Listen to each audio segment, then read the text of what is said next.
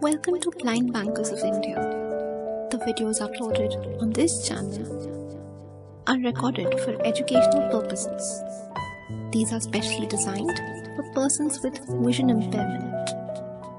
Press the bell icon to subscribe to our channel. JIIB Paper 2 Accounting and Finance for Bankers, Chapter 26, Company Accounts Part 2. Hello friends, this is Dr. Ashwini Kumar Agarwal bringing you simplified ways to understand accountancy. Company accounts के बारे में हम लोगों ने जाना previous chapter में, और company accounts के फाइनल अकाउंट्स किस प्रकार से बनाए जाते हैं इसको हम यहाँ पर डिटेल्स में जानेंगे। सोल प्रोप्राइटरशिप और पार्टनरशिप में हमने देखा था फाइनल अकाउंट्स कैसे बनाए जाते हैं। वहां फाइनल अकाउंट्स बनाना मैंडेटरी नहीं है, लीगली कंपल्शन नहीं है, लेकिन जॉइंट स्टॉक लिमिटेड कंपनी के अंदर एनुअली अकाउंट्स बनाना मैंडेटरी है by law. Companies act 1956 section 20.9 it is compulsory, mandatory, अनिवार्य है to maintain certain book of accounts in a certain way, एक सर्टेन तरीके से ही मेंटेन करना जरूरी है as per section 20.9। Company act 1956 section 210 makes it compulsory to make prepare final accounts. Section 211 prescribe करता है फॉर्मेट जिसमें कि बैलेंस शीट मेंटेन करनी मैंडेटरी है। दो मेथड्स हैं, first is horizontal method, second is vertical method. Vertical presentation के अंदर असेट्स आर बिलो लायबिलिटी, शुरू में सारी लायबिलिटीज शो करेंगे, कैपिटल एंड लायबिलिटी, और बाद में असेट्स। बैलेंस शीट शो करेगी जिसमें सबसे पहला कॉलम पर्टिकुलर्स, फिर as on 31st March of previous year, as on next third column होगा as on 31st March present year.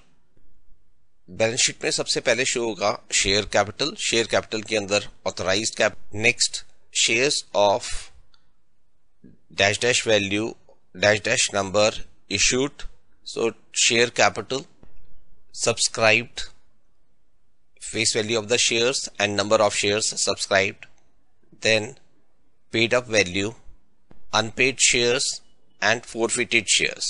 Is reserve and surplus. 1. Capital reserve, कितना capital reserve है। 2. Capital redemption reserve. 3. Share premium account. 4. Other reserves, surplus of net profit। यहां पर show होगा debit balance of profit and loss account. अगर profit and loss account में कोई debit balance है तो वो यहां रिफ्लेक्ट होगा। 5. Surplus of profit and loss appropriation account. 6. Sinking fund. Loans, first secured loans, 1. debentures, 2. loans and advances from banks, 3. loans and advances from subsidiaries, 4. other loans and advances. Next, unsecured loans, A. from bank, 2. from other sources, could be from the parent company. Next is current liability. 1. bills payable or acceptances, 2. sundry creditors, dues to small scale industry undertakings, dues to organization other than small industry undertaking. Next, detail of subsidiary companies, advance payments and unexpired discounts. Next, unpaid dividend, other liabilities if any, provisions for interest due but not paid, provision for taxation, proposed dividend, provision for contingencies, provisions for provident fund scheme, provisions for staff benefit schemes. Friends, it is mandatory to give a footnote on the balance sheet. footnote देना जरूरी है, उसके अंदर mention करना 1. claims against the company, जो भी claims है company के अगेंस्ट कंपनी को देने हैं which have not yet been paid, अभी तक पे नहीं करे गए, and these have not been acknowledged at debts, इनको एज अ डेट अभी दिखाया नहीं गया है। दूसरा, ऐसी लायबिलिटीज जो अभी कॉल फॉर नहीं हुई है, जैसे पार्टली पेड शेयर्स हों। थर्ड, एरियर्स, जो cumulative dividend preference share, cumulative preference shares हैं, उसके डिविडेंड जो पे आउट करना है, जो वो रिस्पॉन्सिबिलिटी है, वो भी फुटनोट पे दिखानी होगी कि ये भी पे करना है। Next, contracts that have to be executed, वो कॉन्ट्रैक्ट्स जो साइन तो कर दिए हैं, जो अभी एग्जीक्यूट करने हैं, और ये कंपनी की रिस्पॉन्सिबिलिटी है। नेक्स्ट, कोई भी कंटिंजेंट लायबिलिटी जो आ सकती है कंपनी के अगेंस्ट। नेक्स्ट पार्ट है बैलेंस शीट का, जहां पर हम असेट्स रिफ्लेक्ट करेंगे। असेट्स में भी पहला कॉलम पर्टिकुलर, दूसरा column as on 31st March previous year, तीसरा column as on 31st March present year. सबसे पहले शो करेंगे हम fixed assets, land, building etcetera. Next lease hold, next railway sidings, next plant and machinery, next furniture and fittings, next development of property, next patents and designs, live stock and vehicles. Next हमने show करनी है investments. Investment in government and trust, investment in shares and debentures, investment in partnerships, next share premium on issue of shares, next current assets, interest accrued on investments, stores and spare parts, loose tools, stocks and trade, work in progress, sundry debtors, debts outstanding for more than 6 months, other debts. This will be shown less provision for doubtful debts. Next, cash balance in hand, bank balances. This will be shown in two parts. A, bank balances with scheduled banks. B, bank balances with others. Next, loans and advances given to others, loans to subsidiaries, loans to partnership firms. Next, bills receivable, recoverable debts in kind, balances with current account, balances from custom duty, ports, etc. Next, miscellaneous expenditure yet to be written off, preliminary expenses, large marketing expenses out on issue of shares, interest paid during construction, development expenditures not adjusted till date. Next, certain legal requirement for reflecting assets. assets के through कुछ aspects बहुत जरूरी हैं कानूनी तौर से, जिसे पूरा करना है हमें। फिक्स असेट्स को ओरिजिनल कॉस्ट पे दिखाना है, और कितनी डेप्रिसिएशन किस मेथड से की गई है वो रिफ्लेक्ट करनी होती है बैलेंस शीट। अगर फिक्स असेट किसी फॉरेन कंपनी से लिया गया है, उसके अंदर एक्सचेंज रेट में फ्लक्चुएशन है, इंस्टॉलमेंट्स में पे कर रहे हैं, जो भी कॉस्ट में इंक्रीज या डिक्रीज हुआ है due to foreign exchange fluctuation, उसको इनकॉर्पोरेट करना है और फाइनल कॉस्ट में बैलेंस शीट के अंदर रिफ्लेक्ट होगा। अगर कोई ऐसे एसेट्स हैं, लैंड या बिल्डिंग, जिसकी एग्जैक्ट वैल्यू फाइंड करना मुश्किल है, तो इंडियन कंपनीज एक्ट 1956 जिस दिन एग्जिस्टेंस में आया, उस दिन जो मार्केट वैल्यू थी उसमें रिफ्लेक्ट कर दीजिए। अगर रिवैल्यूएशन किया गया है असेट या लायबिलिटी का, उस रिवैल्यूएशन के प्रोसेस और उस रिवैल्यूएशन को 5 साल तक बैलेंस शीट में रिफ्लेक्ट करना जरूरी है कि इस दिन इसका रिवैल्यूएशन किया गया है। Next, investments. Nature of investment and mode of valuation, ये क्लियरली रिफ्लेक्ट होना चाहिए। इन्वेस्टमेंट को 4 डिफरेंट कैटेगरीज में दिखाना है। First, investment in government securities. Second, investment in debenture and shares, उसमें रिफ्लेक्ट करना है फुल्ली पेड है या पार्टली पेड है। Third, investment in immovable property. Fourth, investment in partnership firms. Details में रिफ्लेक्ट करना होगा कौन सी ट्रेड इन्वेस्टमेंट है, कौन सी अदर देन ट्रेड इन्वेस्टमेंट है, जिन ऑर्गेनाइजेशंस के शेयर्स या डिवेंचर्स परचेज किया गया है उसके डिटेल्स भी देने जरूरी है। इन्वेस्टमेंट इन सब्सिडरी कंपनीज भी रिफ्लेक्ट करना होगा बैलेंस शीट में। जिन पार्टनरशिप फर्म में इन्वेस्टमेंट किया गया है उस फर्म्स का नाम, उसमें इन्वॉल्व पार्टनर्स का नाम, उन फर्म्स का कितना कैपिटल है और जितने भी पार्टनर्स हैं उन सब ने कितना कैपिटल कंट्रीब्यूट किया है। Next, current assets.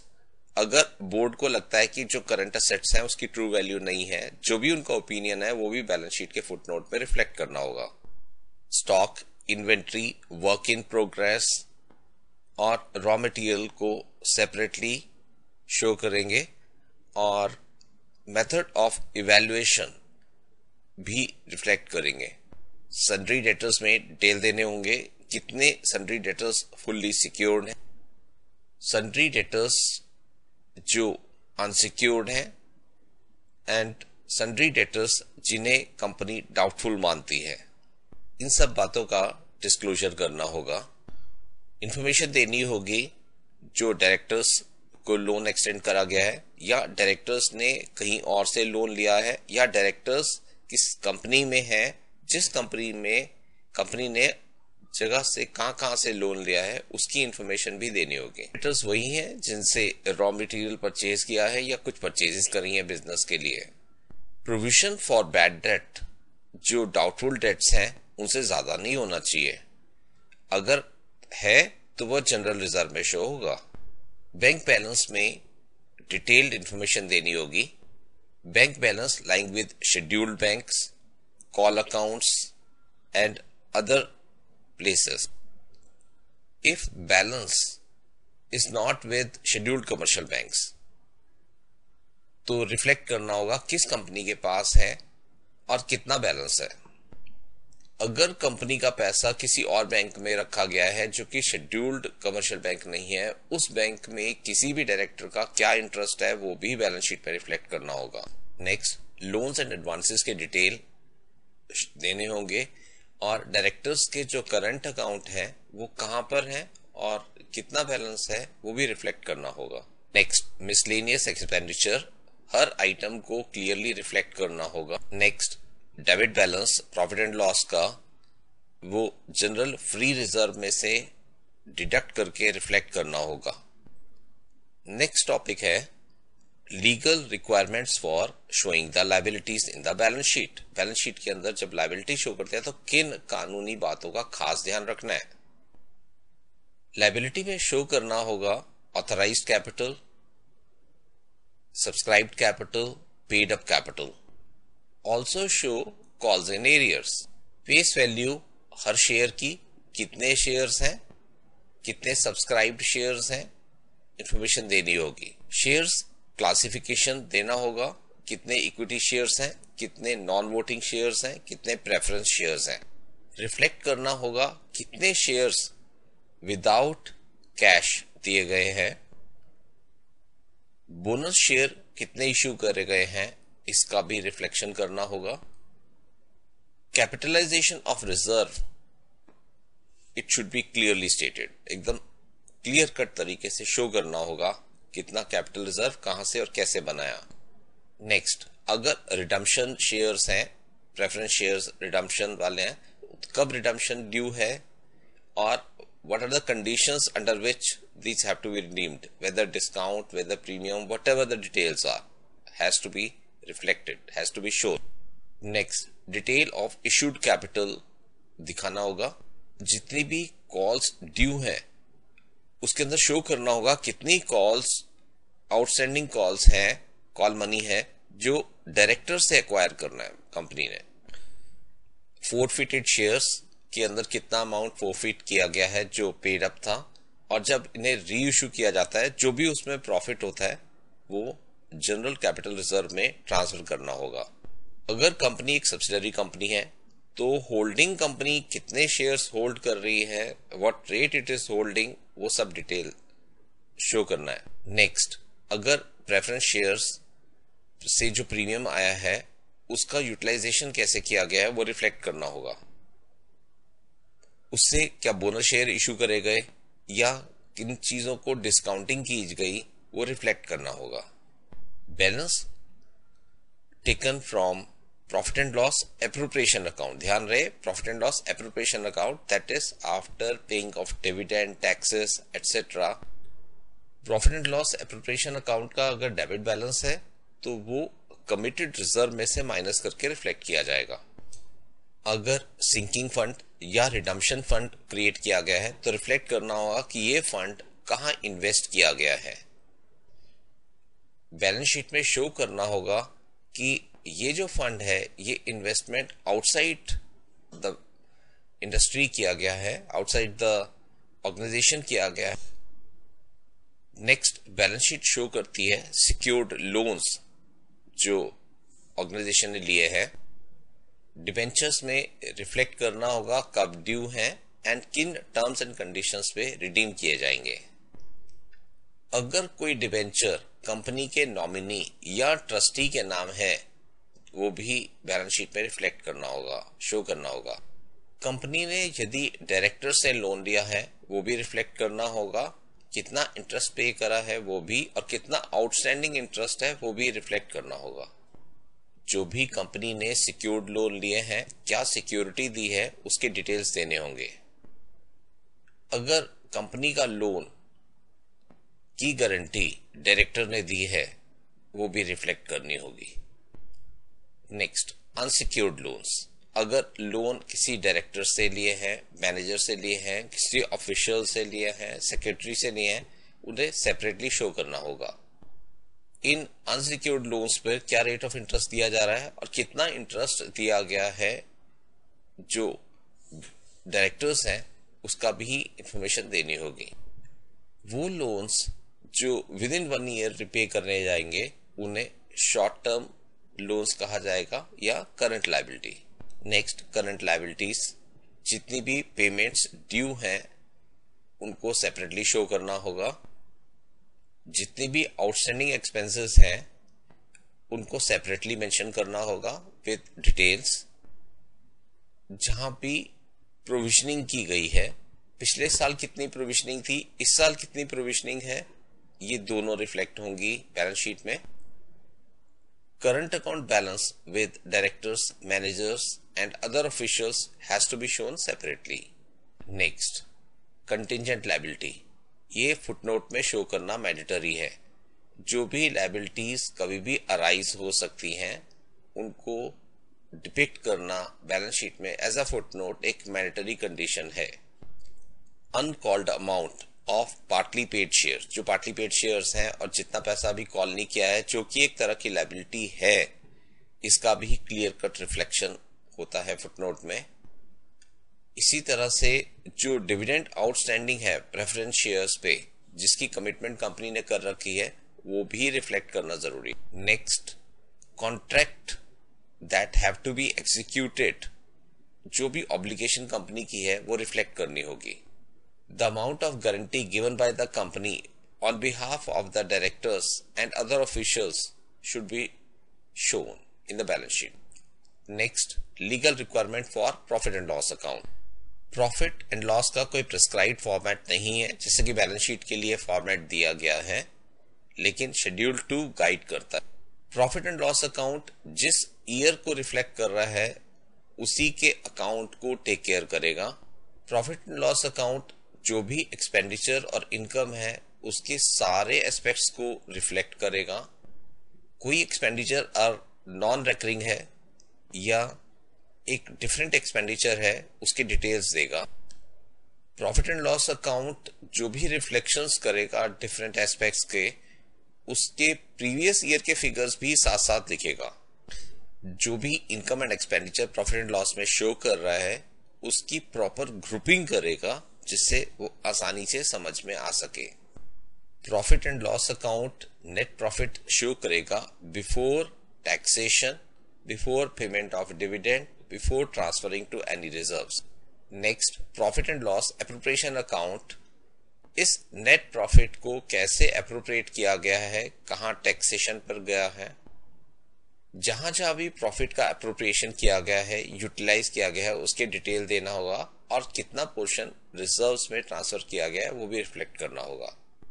जो भी एडजस्टमेंट्स की गई हैं प्रीवियस ईयर या सब्सिक्वेंट ईयर की आउटस्टैंडिंग एंड प्रीपेड एक्सपेंडिचर की वो profit and loss appropriation account में रिफ्लेक्ट होनी चाहिए। द मेथड, अकाउंटिंग के मेथड में अगर कोई चेंज हुआ है और कौन सा मेथड फॉलो किया जा रहा है, किन किन एस्पेक्ट्स पे कौन सी मेथोडोलॉजी लगाई जा रही है, कैसे इवैल्यूएशन किया जा रहा है, कैसे डेप्रिसिएशन कैलकुलेट किया जा रहा है, उन सब का भी एक ब्रीफ देना मैंडेटरी जरूरी है। इसी तरह सेल्स के अंदर डिफरेंट आइटम्स का कितना कितना सेल हुआ है, ब्रॉडर ग्रुप्स के अंदर कितनी क्रेडिट सेल, कितनी कैश सेल, उसके डिटेल्स भी देने जरूरी है। बैलेंस शीट रिफ्लेक्ट करेगी कितनी इनकम मैन्युफैक्चरिंग से, कितनी सर्विसेज प्रोवाइड करने से और कितनी इन्वेस्टमेंट से हुई है। किसी भी असेट को बेचने से प्रॉफिट या लॉस हुआ है वो भी रिफ्लेक्ट करना होगा। In expenditure the following items have to be shown separately. First, the amount of raw material consumed with item wise breakup, उसकी cost. The value of progress, work in progress at the beginning of the year, at the end of the year, दोनों reflect होंगे। Level of opening stock of finished goods and level of closing stock of finished goods, ये भी reflect होगा। कितना expenditure हुआ store and spare parts पे, कितना expenditure electricity पे, एक्सपेंडिचर प्लांट एंड मशीनरी पे, एक्सपेंडिचर बिल्डिंग के ऊपर, expenditure on rent, expenditure on wages, salaries and other benefits, expenditure on insurance, payment of taxes, miscellaneous expenditure, जो भी expenditure 5000 के कम है उसको ग्रुपिंग कर देंगे। expenditure on payments made to the managing directors, all the allowances, perquisites, etc. paid to the managing director. Commission paid to the sole agents. Commission paid for other activities. Discount given or brokerage given, details must be given. Depreciation कितना किया गया और अगर नहीं किया गया तो उसका रिफ्लेक्ट करना होगा कि इस पे डेप्रिसिएशन नहीं लगाया जा रहा। कितना एक्सपेंडिचर, कितना पेमेंट ऑडिटर्स को दिया गया है, ये भी शो करना होगा। Next, payment for services which have been availed by the company, consultation for law matters, consultation paid for tax matters, expenditure on management consultancy services, profit and loss appropriation account में amount of taxation, amount of reserve for payment of dividend, amount of reserve for redemption of debentures, amount of reserve for payment of loans, etc. Information on quantity of raw material purchased, license capacity, installed capacity and actual utilization of capacity has to be shown. Value of import of capital goods, raw material, etc. Income from exports in terms of foreign exchange at FOB, free on board prices. Show if payment of royalties. Show how much dividend has been remitted outside India. Percentage of imported raw material vis-a-vis total production. ये था vertical portion balance sheet का। अगर balance sheet side by side दिखाई जाती है तो जितने भी कैपिटल और लायबिलिटी वाले आइटम्स हैं वो लेफ्ट साइड में शो किए जाएंगे, जितने भी असेट्स हैं वो राइट साइड में शो किए जाएंगे। Next is preparation of final accounts. किसी भी कंपनी के फाइनल अकाउंट्स के अंदर हम प्रॉफिट एंड लॉस अकाउंट बनाएंगे, profit and loss appropriation account बनाएंगे और बैलेंस शीट बनाएंगे। Profit and loss appropriation account, profit and loss account बनाने के बाद जो नेट प्रॉफिट आता है उसका कैसे यूटिलाइजेशन किया जा रहा है उसको रिफ्लेक्ट करने के लिए profit and loss appropriation account बनाया जाता है। Profit and loss appropriation account show करता है कि किस तरह से डिविडेंड दिया जा रहा है, किस तरह के डिविडेंड के प्रोविजंस हैं, कैसे टैक्सेस दिए जा रहे हैं और कितना पैसा रिजर्व्स में ट्रांसफर किया जा रहा है, वो सारी चीजें रिफ्लेक्ट होती हैं profit and loss appropriation account में। और इसमें क्या क्या रहता है वो इस तरह से है। Profit and loss appropriation account में शो होगा नंबर 1 इंटरिम डिविडेंड पेड, जो पहले से डिविडेंड दे चुके हैं, balance carried forward from the previous year, proposed dividend, provision for taxes, to general reserve, to debenture redemption reserve, to capital redemption reserve। Friends, जब final accounts बनाते हैं तो उस समय ट्रायल बैलेंस के अंदर जो आइटम्स प्रॉफिट एंड लॉस में जाएंगे उनको प्रॉफिट एंड लॉस के लिए P से मार्क कर दिया जाता है, जो बैलेंस शीट में जाएंगे उन्हें B से मार्क कर दिया जाता है। हर ट्रायल बैलेंस के आइटम की पोस्टिंग केवल एक ही होगी। जितने भी एक्सपेंडिचर है वो डेबिट साइड शो होगा, जितना भी इनकम है वो क्रेडिट साइड शो होगा, जितना भी कैपिटल एंड लायबिलिटी है वो डेबिट साइड में शो होगी।